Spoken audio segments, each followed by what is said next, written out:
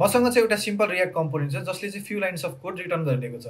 जस्तै यहाँ हामी हेर्न सक्छौँ यसले हेलो वर्ल्ड र इन्ड अफ द कोड भनेर दुईटा लाइन यसले रिटर्न गरिरहेको छ।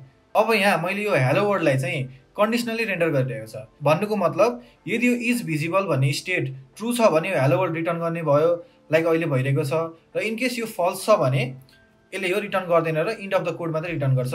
जस्तै म यसलाई सेभ गर्छु। सो हामी यहाँ हेर्न सक्छौँ यसले इन्ड अफ द कोड मात्रै रिटर्न गर्यो। सो अहिलेसम्म हामीले कन्डिसनल रेन्डरिङ यसरी नै गरिरहेको थियौँ। तर अहिले भर्खरै रियाक्टले आफ्नो नयाँ अपडेट 19.2 मा चाहिँ एउटा एक्टिभिटी भनेर नयाँ फिचर इम्प्लिमेन्ट गरेछ। र त्यो युज गर्नको लागि पहिला सुरुमा हामी यो कन्डिसनल रेन्डर हुने कुरालाई चाहिँ कपी गर्छु। त्यसपछि यहाँ माथि आएर म एउटा एक्टिभिटी भन्नेलाई इम्पोर्ट गरेर यसरी म त्यसलाई यसको भित्र हालिदिन्छु।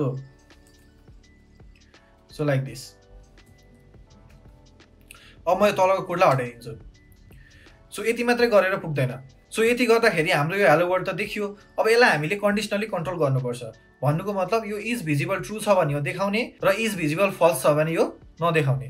सो त्यसको लागि चाहिँ हामी एउटा प्रप्स पास गर्न सक्छौँ मोड भनेर। र यो मोड भन्ने प्रप्सको दुईटा मात्र भ्याल्यु हुन्छ, एउटा भिजिबल र एउटा हिडन। सो यदि हाम्रो यो मोडको भ्याल्यु भिजिबल छ भने यसले यो हेलो वर्ल्ड भन्ने कुरा देखाउँछ। यदि यो भिजिबल नभइकन हिडन छ भने चाहिँ यो यसले देखाउँदैन। सो अब हामी त्यो कुरा यहाँ टर्नरी अपरेटरबाट कन्ट्रोल गरौँ। सो यो यदि इज भिजिबल ट्रु छ भने हामी के गर्छौँ त यसलाई भिजिबल भनेर हालिदिन्छौँ। र यो फल्स छ भने यहाँ गएर हिडन दिने यसरी। सो सेभ गरिसकेपछि एज यु क्यान सी हाम्रो यो इज भिजिबलको भ्याल्यु फल्स छ, त्यही भएर यो मोडको भ्याल्यु हिडन हुने भयो। सो हामीले यो हेलो वर्ल्ड देखिनौँ हाम्रो आउटपुट स्क्रिनमा। लाइकवाइज हामीले यो इज भिजिबल भन्ने स्टेटको भ्याल्युलाई फल्सको ठाउँमा ट्रु गरेर यसलाई रिफ्रेस गऱ्यौँ भने चाहिँ अब यो हाम्रो यहाँ देखिन्छ हेलो वर्ल्ड भनेर। सो यो एक्टिभिटी भन्ने चाहिँ रियाक्टको नयाँ भर्जन यो 19.2 मा मात्रै चल्छ।